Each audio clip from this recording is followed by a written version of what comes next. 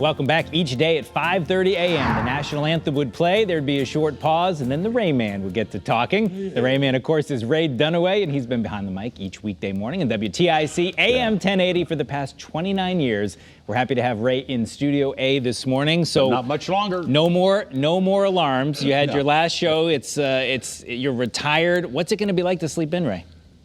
I'll have to call you back. Can we do a follow-up on this? I figure, for about a month it'll be good. And then you got to find something to do, because otherwise I'll go crazy. So what led to this decision? Why now for you? Well, look at me. I'm 23 years old. Look at me. No, I just, I think it's better to let yourself out than have them let you out. I've been doing this long enough that I know how that works, sandwich and a road map and see ya. Famous last words in radio. See you Monday. Okay, so I just decided I'd like to be in control of the situation. I've been doing mornings since 1980 in this and other markets. And, I've been professionally getting paid, sometimes princely sums, like $1.20 an hour. I'm making twice that now. But I was at that time, I don't have a lot of money saved for retirement.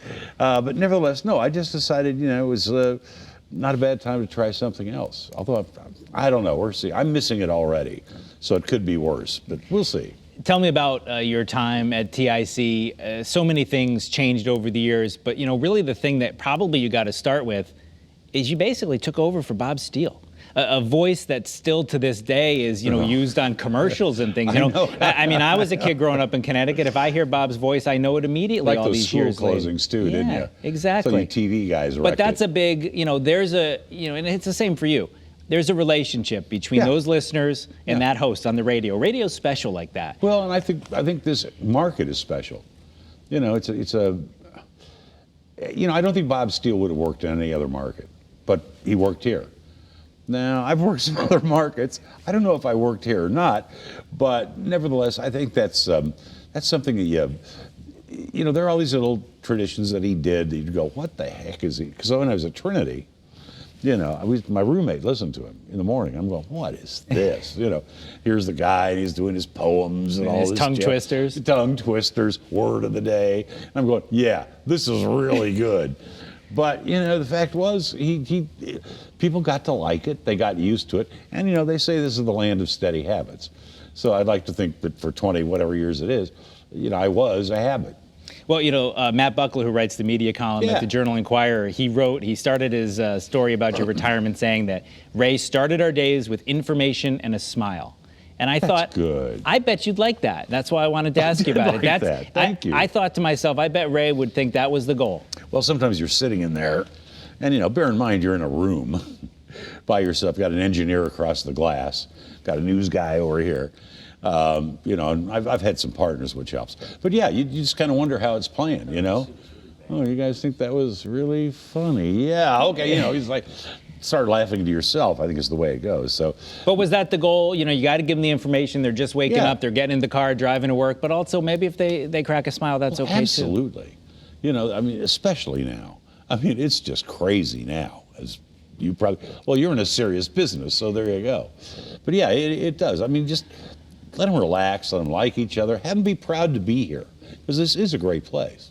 Now, what is it that's made you able to avoid getting into the fighting that so much happens on talk radio, so much inflammatory talk just to make controversy? That wasn't your way, but it worked. Yeah.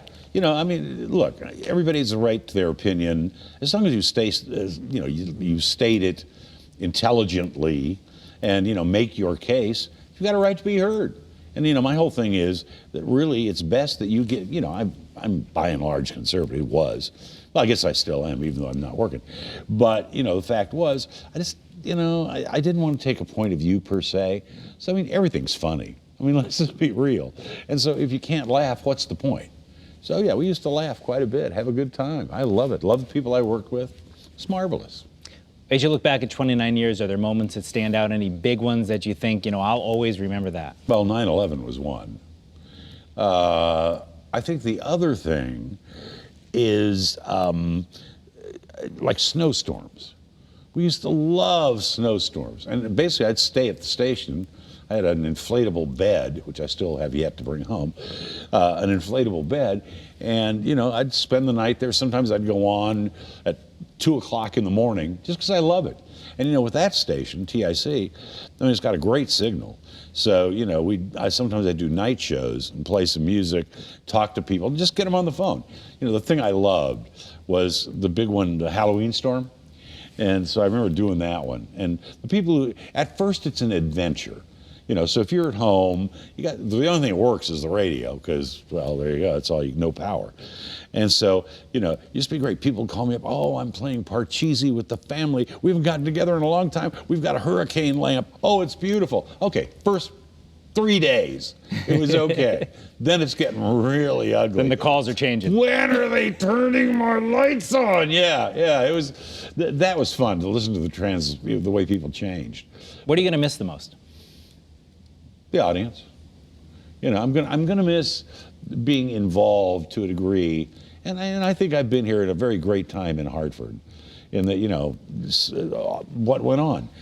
You got the Convention Center, the Science Center, Front Street, which I think is tremendous, Rentschler Field. There's been some great stuff happening here, and I wish people would realize the potential this place has, and it has a lot. 30 seconds left, so what's next for you in 2022?